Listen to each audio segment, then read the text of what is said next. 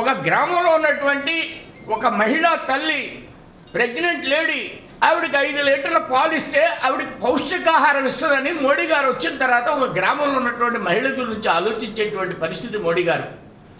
భారతదేశంలో యావత్ మహిళా సమాజానికి కూడా 5 లీటర్ల పాలు ఇవ్వాలి, ప్రెగ్నెంట్ లేడీకి 5 లీటర్ల పాలు ఇవ్వాలి, బాలింతకి 2.5 లీటర్ల పాలు ఇవ్వాలి, 6 నెలల నుంచి 3 సంవత్సరాలు ఉన్నటువంటి బిడ్డకి ఇంటికి పంపించాలి.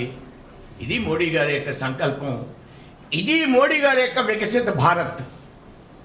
ఒక ఆయుష్మాన్ భారత్ హాస్పిటల్లో ప్రతి గ్రామంలో ఈవేళ 13,035 ఆయుష్మాన్ భారత్ హాస్పిటల్ ఉన్నాయి ఆంధ్రప్రదేశ్లో. దాంట్లో బీఎస్సీ ట్రైనింగ్, బీఎస్సీ నర్సు ఉద్యోగం చేస్తారు. 105 రకాల మందులు ఇస్తున్నారు. అందులో టెలిమెడిసిన్ ఉంది. టెలిమెడిసిన్ అంటే అక్కడి నుంచి ఎండి డాక్టర్ వాళ్ళకి వైద్యం చేస్తారు. ఒక గ్రామంలో